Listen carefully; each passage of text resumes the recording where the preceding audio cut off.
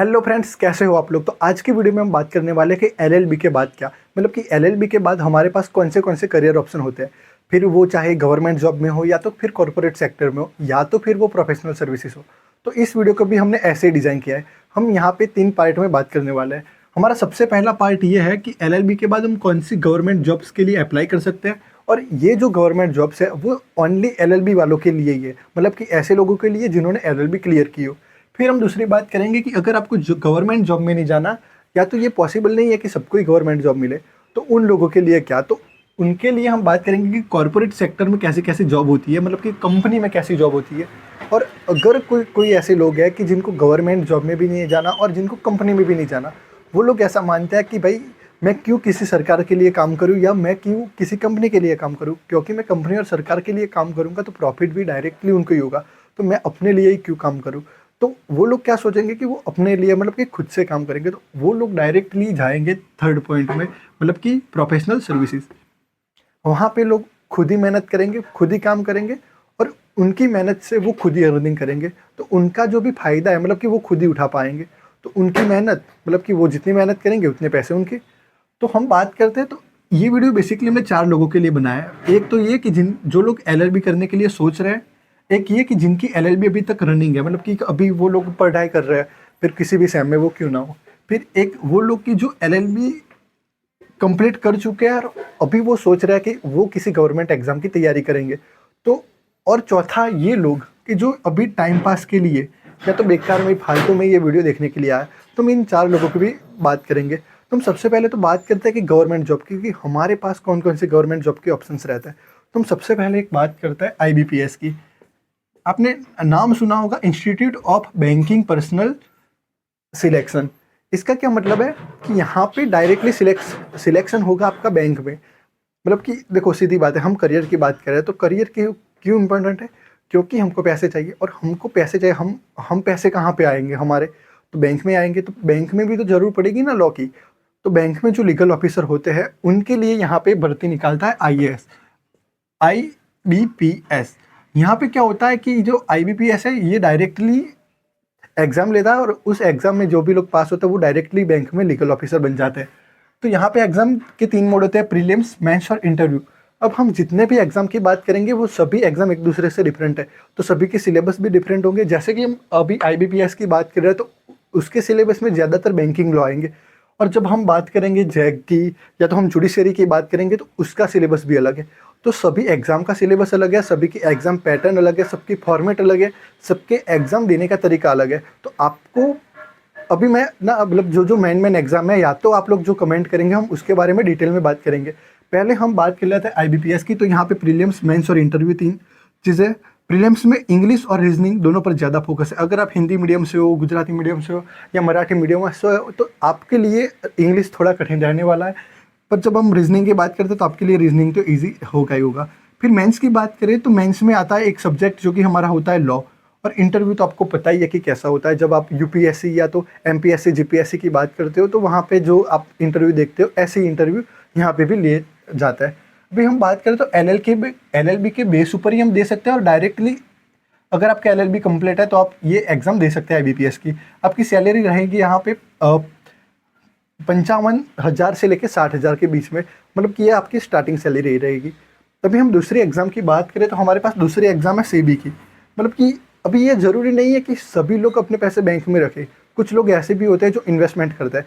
अगर आप भी इन्वेस्टमेंट या ट्रेडिंग करते हैं तो आपको पता होगा कि एनएससी और बीएससी ऐसी एक चीज़ होती है। और जब आप एनएससी और बीएससी की बात करते हैं तो वहाँ पे जो इसको रेगुलेट करता है वो होता है सेबी। तो सेबी को भी लीगल ऑफिसर की ज़रूरत पड़ती है, तो सेबी भी अपने हिसाब से भर्ती करता है लीगल ऑफिसर की।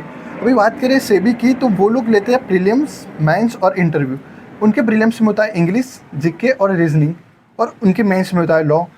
फिर जिन लोगों ने एलएलबी की है वही लोग ये एग्ज़ाम दे सकते हैं, और उनकी सैलरी 1 लाख रुपया तक की होती है। वो लोग कि वो तो स्टार्टिंग सैलरी है।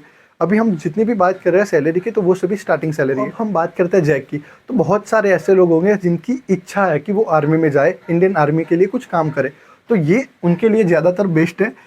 उसका नाम है जज एडवोकेट जनरल। मतलब कि यहाँ पे आर्मी के साथ आपको काम करने का मौका मिलता है। यहाँ पे बात करें तो आपको एलएलबी में 55% से ज़्यादा होने चाहिए, और आपकी फिजिकल स्ट्रेंथ बहुत अच्छी होनी चाहिए। क्यों? क्योंकि ये आर्मी के साथ जुड़ा हुआ है, तो आपकी भी फिजिकली मतलब कि आपकी बॉडी सॉडी अच्छी होनी चाहिए। इसके बाद बात करें तो यहाँ पे डायरेक्टली इंटरव्यू होता है, यहाँ पे प्रीलिम मेंस ये सब नहीं होता। यहाँ पे एसएसबी के द्वारा इंटरव्यू लिया जाता है, और ये एसएसबी कुछ टेस्ट लेती है, फिर वो ग्रुप डिस्कशन हो गया या ऐसा कुछ हो गया। तो इसके बारे में हम क्या करेंगे कि डिटेल में एक वीडियो बनाएंगे जैक के बारे में, कि जैक के एग्ज़ाम में क्या क्या होता है। तो बात करें तो 21 साल से लेकर 27 साल तक की एज के में आप अप्लाई कर सकते हैं, और आपकी सैलरी रहेगी 80,000 से 1 लाख रुपीज़ तक की। तो अभी हमने बात की 3 की, अभी हम बाकी की बात करने वाले हैं हमारी चौथी जॉब की, जो कि है पीएसयू। अभी पीएसयू का मतलब होता है पब्लिक सेक्टर अंडरटेकिंग। अभी आपने सुना होगा ओएनजीसी को। अभी देखो, आप स्टॉक मार्केट का यूज़ करते हैं तो आपको पता होगा कि निफ्टी 50 नाम की कोई चीज़ होती है, और वहाँ पे निफ्टी 50 में आपको लिखा होगा ओएनजीसी, एनटीपीसी या तो पावर ग्रिड, या तो आपने गेल या बेल का नाम सुना होगा। आपने ये सभी स्टॉक देखे होंगे। ये सारी कंपनियाँ, और इस सारी कंपनी को अपने लीगल वर्क के लिए भी लीगल ऑफिसर चाहिए। तो ये जो पीएसयू की एग्ज़ाम है, ये हम देखे इन कंपनी में लीगल ऑफिसर के थ्रू काम कर सकते हैं। जैसे कि हमको यहाँ पे ना डायरेक्टली एग्ज़ाम नहीं देनी होती, हमको यहाँ पे देनी होती है क्लैट पीसी, और जैसे ही हम क्लैट पीसी देते हैं तो हमारा जो इसमें रैंक अच्छा आता है, तो हम डायरेक्टली यहाँ पे मतलब ये कंपनी हमको बुला लेती है काम करने के लिए। अभी इसकी हम सैलरी की बात करें तो 60K से लेके 1,80,000 तक की इसकी सैलरी होती है। फिर हम बात करें हमारी नेक्स्ट जॉब की, तो ये है एपीपी और पीपी। हमने काफ़ी टाइम पहले एक वीडियो बनाया था, वहाँ पे हमने बताया था कि मान लो कि एक रास्ता है, यहाँ से ए नाम का एक इंसान है, वो चल के जा रहा है, और बी और सी दोनों रास्ते में आ गए, और ये लूटने के इरादे से ए को, और ए ने इसको कुछ दिया नहीं अपना सामान वामान, तो बी और सी गुस्से में आके ए को मार डाला। अभी ए का तो मर्डर हो ही गया, तो ए के बिहाफ पे कौन केस लड़ेगा? तो ए बेचारा मासूम था, तो इसलिए ए का केस लड़ेगी गवर्नमेंट, और गवर्नमेंट लॉयर उसका केस लड़ेंगे। तो गवर्नमेंट लॉयर की भी तो भर्ती होती है ना, तो आप सबको पता है कि गवर्नमेंट लॉयर की कैसी कैसी भर्ती होती है। तो हम बात करते हैं पब्लिक प्रोसिक्यूटर की और असिस्टेंट पब्लिक प्रोसिक्यूटर की, जो बनना काफ़ी लोगों का सपना होता है। भाई जब हम इनकी बात करते हैं तो सारे स्टेट कमीशंस इनकी एग्ज़ाम लेते हैं। जैसे कि मैं गुजरात में हूँ तो हमारा गुजरात का कमीशन लेता है, कोई मध्य प्रदेश में तो मध्य प्रदेश का कमीशन लेता है। तो ऐसे स्टेट कमीशन इसकी एग्ज़ाम लेते हैं। यहाँ पे 3 स्टेज होते हैं, प्रीलिम्स, मेंस और इंटरव्यू। प्रीलिम्स और मेंस के सब्जेक्ट ज़्यादातर सेम ही होते हैं, पर यहाँ पे प्रीलिम्स एमसीक्यू बेस्ड होता है और मेंस डिस्क्रिप्शन में हमको लिखना पड़ता है। फिर जब हम बात करते हैं इंटरव्यू की, तो यही वो यूपीएससी जुडिशरी का जो इंटरव्यू होता है, ऐसा ही यहाँ पे इंटरव्यू होता है। यहाँ की सैलरी की बात करें तो सभी स्टेट में सैलरी अलग अलग होती है, पर 55 to 75,000 स्टार्टिंग सैलरी यहाँ पे होती है। तो क्या है कि एलएलबी के बाद ना एलएलएम करते हैं, तो बहुत ही कम लोग वो होते हैं। अब ज़्यादातर लोग एलएलएम टाइम पास करने के लिए करते हैं, या तो फिर उनको प्रॉपर्ली पता नहीं होता। तो हम एलएलएम करने के बाद डायरेक्टली क्या कि कॉलेज में प्रोफेसर बन सकते हैं। अभी कॉलेज में प्रोफेसर बनने के लिए क्या करना पड़ेगा हमको? तो यूजीसी नेट क्लियर करना पड़ेगा। अभी यूजीसी नेट क्लियर करने के लिए हमारे पास होगा 1 और 2 पेपर, और ये 2 पेपर क्लियर करने के बाद हमने एलएलबी और एलएलएम किया, हमने ये 2 पेपर क्लियर कर दिए, तो हम किसी भी कॉलेज में प्रोफेसर बन के वहाँ पे पढ़ा सकते हैं। और पढ़ाना ना बहुत ही अच्छा एक्सपीरियंस माना जाता है। तो अगर आपको लगता है कि आप बहुत ही इजीली किसी को समझा सकते हैं, किसी को पढ़ा सकते हैं, तो आपके लिए तो ये बेस्ट ही है। तो अभी ये यूजीसी नेट मतलब कि प्रोफेसर कैसे बनना है, उसके बारे में हम डिटेल में बात करने वाले हैं। फिर ये हमने जो बात की पब्लिक प्रोसिक्यूटर की और असिस्टेंट पब्लिक प्रोसिक्यूटर की, इसकी भी हम डिटेल में बात करने वाले। तो हम सभी की बात एक ही वीडियो में नहीं कर सकते, तो सभी के अलग अलग वीडियो बनाएंगे कि प्रोफेसर कैसे बनना है, फिर गवर्नमेंट लॉयर कैसे बनना है, जज कैसे बनना है। तो हम सभी की अलग अलग वीडियो बनाएंगे। तो जब हम बात करते हैं इनकी सैलरी की, तो 75 से 1 लाख की स्टार्टिंग सैलरी होती है। करते हैं आरबीआई की, RBI grade be legal officer. इसमें क्या होता है? प्रीलिम्स, मेंस और इंटरव्यू। जैसे ही हमने आईबीपीएस की बात की थी, वहाँ पे हम बैंक में काम करेंगे, और आरबीआई में काम करना तो भाई बहुत लोगों का सपना होगा। तो कॉमर्स का स्टूडेंट होगा तो उनके लिए तो ये ड्रीम होगा आरबीआई में जाने का।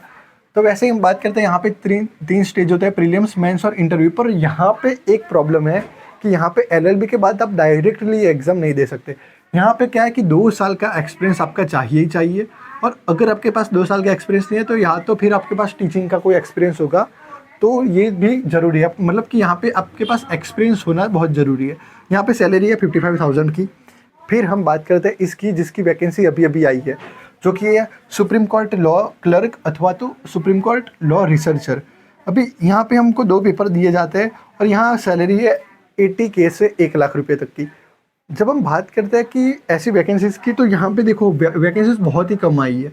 और जब हम बात करते हैं कि जो CBI लॉ ऑफिसर है, यहाँ पे भी वैकेंसी बहुत कम आती है। तो पर ऐसे नहीं है कि यहाँ पे वैकेंसी बिल्कुल भी नहीं आती, आती है पर बहुत कम आती है। यहाँ पे भी 70K की हमारी सैलरी है। और जब हम बात करते हैं कोर्ट कमिश्नर की, तो यहाँ पे कोई एग्ज़ाम नहीं होती। कोर्ट कमिश्नर देखो तो इसका उल्लेख है, यहाँ पर कोई एग्ज़ाम नहीं होती, आपको एक्सपीरियंस के बेस पर यहाँ पे लिया जाता है। तो हमने इतनी बात की, पर आप लोग सोच रहे हो कि जो मेन चीज़ है इसने बताई नहीं। तो मेन चीज़ अब बताते हैं, जो कि है जुडिशरी, जो कि बहुत लोगों का सपना होता है। तो हम जुडिशरी में थोड़ी डिटेल में बात करने वाले हैं। जज बनना बहुत लोगों का सपना होता है, और जो भी लोग LLB में आते हैं ना, वो दो ही चीज़ सोच के आते हैं, या तो वो जज बनेंगे या तो फिर वो एडवोकेट बनेंगे। मोस्ट ऑफ लोग यही सोच के आते हैं, और जज बनना तो सबका ड्रीम होता ही है। तो जब हम जज की बात करते हैं, तो हमारे लिए अभी जज में एक ऐसी चीज़ आ गई है जो सबको परेशान कर रही है, वो है 3 ईयर प्रैक्टिस रूल। और आज है 10 फरवरी, और आज ही के दिन मतलब कि क्या हुआ था कि सुप्रीम कोर्ट ने ना रिव्यू पिटीशन, मतलब सुप्रीम कोर्ट में बहुत लोगों ने रिव्यू पिटीशन डाली थी, तो उसमें आज चेकिंग करने वाले थे। सुप्रीम कोर्ट ने बहुत सारी कॉलेजों में, मतलब कि सुप्रीम कोर्ट ने तब बोला था कि हम सारी कॉलेज का रिव्यू लेंगे और सारी यूनिवर्सिटी का रिव्यू लेंगे। तो आज उसकी फाइनल जो स्टेटमेंट है या जो कुछ भी है वो आने वाला है। तो आज पता चल जाएगा कि ये क्या होने वाला है। तो यहाँ पे हम बात करें तो जुडिशरी में 3 चीज़ होती है, प्रीलिम्स, मेंस और इंटरव्यू। अभी जब हम प्रीलिम्स की बात करें और मेंस की बात करें, तो यहाँ पे जो सब्जेक्ट होते हैं वो सारे के सारे सिमिलर होते हैं, पर उनकी फॉर्मेट अलग अलग होती है। और जब हम इंटरव्यू की बात करें, तो देखो यहाँ पे ना यूपीएससी, जब हम यूपीएससी में IAS या IPS की बात करते हैं ना, तो जुडिशरी उसी के लेवल का है। और अगर सच कहूँ तो पावर में जुडिशरी उसके भी ऊपर के लेवल का है। अभी जैसे हम बात करते हैं कि एक IAS और IPS के सामने जज की कितनी पावर है, तो वो आपको डेफिनेटली पता है कि जज की कितनी पावर है उनके सामने। तो हम ऐसा मान सकते हैं कि यूपीएससी से भी बड़ी एग्जाम तो जुडिशरी की है ही। और जुडिशरी में एक अच्छी बात यह है कि भाई कोई भी LLB वाला ही यहाँ पे एग्जाम दे सकता है, मतलब कि जिसने LLB नहीं किया है उनका तो कोई चांस ही नहीं बनता। तो यहाँ पे वैसे ही देखा जाए तो यूपीएससी के मुकाबले यहाँ पे क्या कि लोग बहुत कम है, कैंडिडेट बहुत कम है। पर इसका मतलब ये नहीं है कि ये कोई ईजिली क्रैक कर देंगे हम, क्योंकि बहुत सारे लोग हैं जो कि जुडिशरी के पीछे लगे हुए हैं। अभी हम जुडिशरी में इंटरव्यू, प्रीलिम्स और मेंस, ये और जुडिशरी के साथ मतलब कि उसका सिलेबस और जो कुछ भी जो इम्पोर्टेंट है जुडिशरी के लिए, हम उसके बारे में डिटेल में वीडियो बनाने वाले हैं। और अगर आपको हमने जितनी भी एग्ज़ाम की बात की, गवर्नमेंट एग्ज़ाम की, तो उन सारे के आपको सिलेबस चाहिए या तो फिर आपको कुछ भी चाहिए, तो हमारा एक ग्रुप है ग्रो मोर करके, जिसकी लिंक मैं डिस्क्रिप्शन में दे दूंगा, आप वहाँ पे जाके ऐड हो जाइए। वैसे बेसिकली वो जो ग्रुप है वहाँ पे गुजराती लोग बहुत ज़्यादा है, पर अगर आप लोग चाहते हैं तो आप वहाँ पे ऐड हो सकता है। वहाँ पे मैं सारे जो भी कुछ होगा वहाँ पे मटेरियल जो भी होगा, तो वो हम दोनों लैंग्वेज में शेयर करने की कोशिश करेंगे। अभी जुडिशरी में 3 ईयर का प्रैक्टिस रूल हट गया, तो आपके लिए बहुत ही अच्छा है कि आप अभी से ही स्टार्टिंग कर सकते हैं, अगर आपका LLB अभी तक रनिंग है तो। और अगर आपका LLB ख़त्म हो गया तो भी आपके लिए अच्छा है, क्योंकि अभी जुडिशरी में मेन चीज़ ये है कि यहाँ पे बोला गया है कि 3 साल का आपको क्या करना है, कि आपको 3 साल किसी के अंदर में प्रैक्टिस करनी है। अभी आप बहुत ही डिटेल में समझने के जाओ तो आपको ये पता चलेगा कि चलो मान लो कि कुछ लोग, बहुत ज़्यादा ऐसे लोग हो गए, 50 या 60% ऐसे लोग हो गए जो कि सच में जो 3 ईयर प्रैक्टिस रूल है उसको अच्छे से फॉलो करेंगे। पर बाकी के जो 40% लोग होंगे वो सच में ऐसा करेंगे कि वो अपने किसी भी पहचान वाले एडवोकेट के पास जाएंगे और वहाँ पे जाके वो क्या करेंगे कि फेक सर्टिफिकेट ले लेंगे। तो इसकी वजह से क्या है कि अभी ये रूल क्यों लाया गया था, ये रूल इसी वजह से लाया गया था कि क्योंकि जितने भी जज आ रहे थे, जो भी नए जज बन रहे थे, उन लोगों के पास एक्सपीरियंस नहीं होता था, तो कई बार वो बहुत बड़ी बड़ी गलतियाँ भी कर लेते थे। और क्या होता था कि फिर वो लॉयर से पूछते थे, या तो फिर अपने पास जो होता था उनसे पूछते थे कि यहाँ पे कैसा करना है, इस प्रोसीजर को कैसे करना है। तो ऐसा कुछ ना हो इसके लिए यहाँ पे बोला गया था कि आपको 3 ईयर प्रैक्टिस करनी पड़ेगी। पर जब हम 3 ईयर प्रैक्टिस की बात करते हैं तो सच में कुछ ऐसे लोग होंगे ही होंगे कि जो प्रैक्टिस नहीं करेंगे, वो अपनी जुडिशरी की जो भी है कम्प्लीटली तैयारी करेंगे और उसी के साथ नकली सर्टिफिकेट देके वो ऐसे ही जज बन जाएंगे। तो ये चीज़ भी हमको रोकनी चाहिए। और हम इन लोगों की बात करें तो ये लोग अगर 3 ईयर के प्रैक्टिस रूल में फंस जाते हैं तो क्या होगा कि इनके पास जो प्रिपरेशन करने का जो टाइम है वो उनके पास बहुत ही कम होगा, तो इनको बहुत कुछ फिर मैनेज करना पड़ेगा।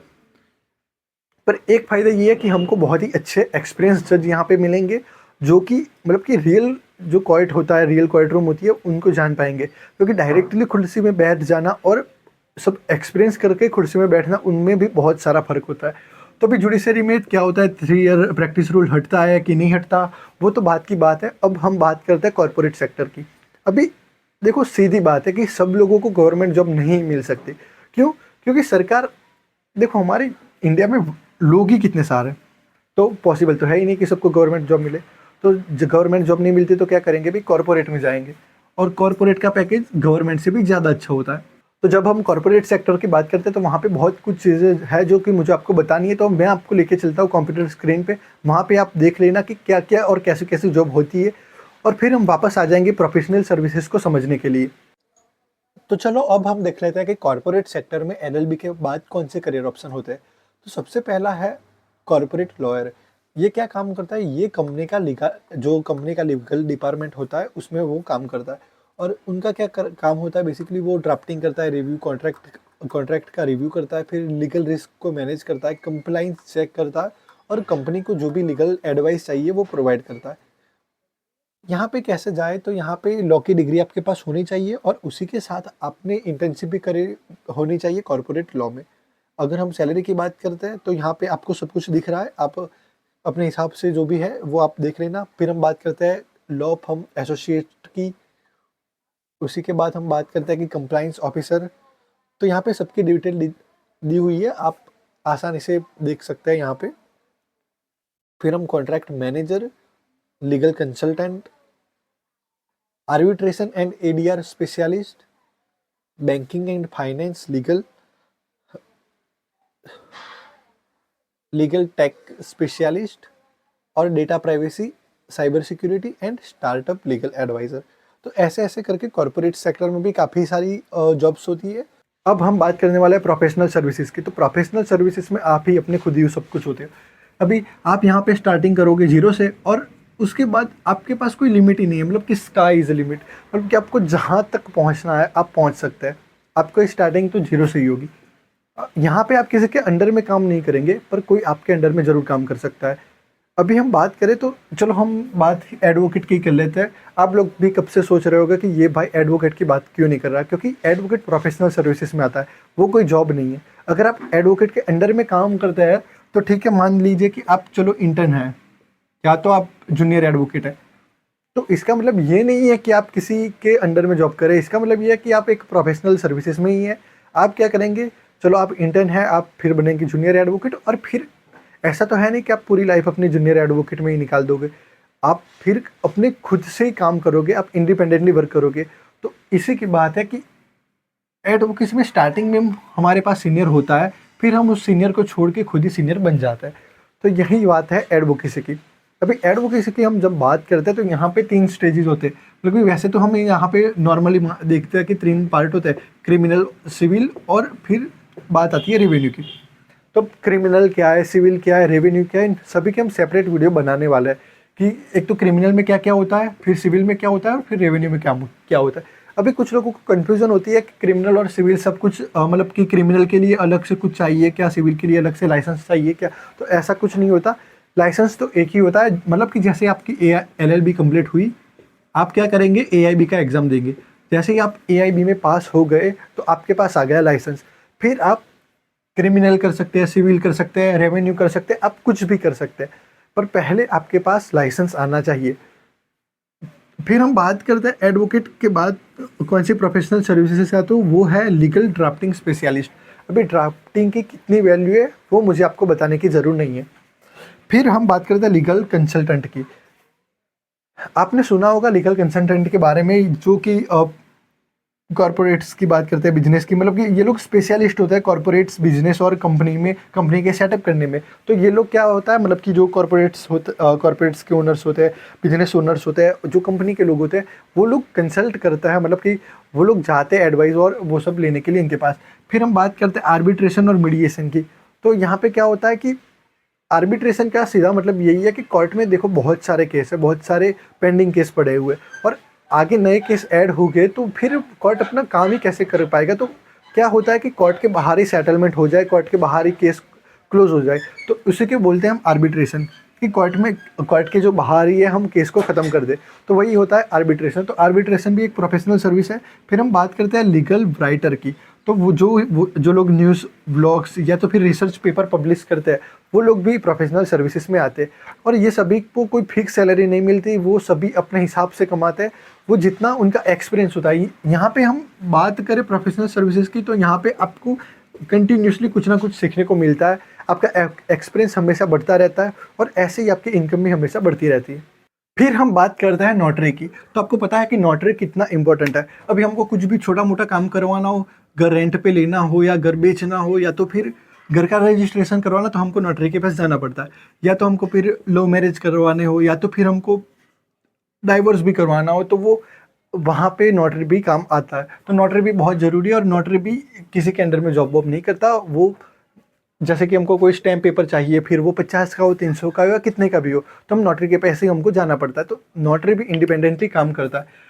फिर हम बात करते हैं डॉक्यूमेंट राइटर की, या तो फिर हम बात करते हैं लीगल जर्नलिज्म की। कि क्या होता है कि वो लोग क्या है कि नॉर्मल मीडिया से अलग होते हैं और वो सिर्फ लॉ की बात करते हैं। लॉ रिलेटेड सारी इंफॉर्मेशन ये लोग देते थे। फिर हम बात करते हैं लीगल एडवाइज़र की। तो ये क्या करते हैं कि ये एडवाइस देते हैं। यहाँ पे ये स्पेशलिस्ट होते हैं प्रॉपर्टी के, टैक्स के या तो फिर फैमिली लॉ के। तो ये लोग उसी हिसाब से एडवाइस देते हैं। फिर हम बात करते हैं लीगल एजुकेटर की। तो ये लोग क्या करते हैं कि ये लोग टीचिंग का काम करते हैं या तो फिर कोचिंग का काम करता है या तो फिर ऑनलाइन काम करता है। अभी ये लोग प्रोफेसर नहीं होते, ये लोग अपने हिसाब से चला रहे होते हैं। जैसे कि हमने बात की थी लीगल कंटेंट क्रिएशन की, तो ये लोग क्या करते हैं, ये लोग यूट्यूबर होते हैं या तो फिर ये लोग इंस्टाग्राम या तो फेसबुक में कुछ काम करते हैं और यहाँ से अर्निंग करते हैं। तो वैसे ये लीगल एजुकेटर क्या होते हैं कि ये इन सब से थोड़े डिफरेंट होते हैं, ये टीचिंग का काम करते हैं। तो एलएलबी के बाद जितने भी करियर ऑप्शन हो सकते थे वो पूरे ही मैंने आपको एक वीडियो में बताने की कोशिश की है। अगर कुछ छूट गया हो या तो किसी सैलरी में ऊंच नीच हो गई हो तो आप वहाँ पे मुझे करेक्ट कर देना, तो बाकी लोगों को भी सच्ची इन्फॉर्मेशन मिल जाए कि कहाँ पे कितनी सैलरी और कौन सी जॉब में, अभी किसी जॉब में कुछ स्टेजेस में प्रॉब्लम हो गई हो या तो प्रीलिम्स इंटरव्यू सब में है, किसी में ना भी हो, तो वो भी आप कमेंट करके बता देना। और आप ये भी कमेंट करना कि आपको नेक्स्ट वीडियो कौन से टॉपिक पे चाहिए। और हम इसके बाद वीडियो लाएंगे कि जज कैसे बनना है, इसके बाद पब्लिक प्रोसिक्यूटर कैसे बनना है और हमको प्रोफेसर कैसे बनना है, इसके बारे में हम सेपरेट वीडियो लाएंगे। और उसके बाद हम सीरीज स्टार्ट करने वाले हैं जजमेंट की। वहाँ पे हम सारे 11 बार जजमेंट को कवर करने वाले।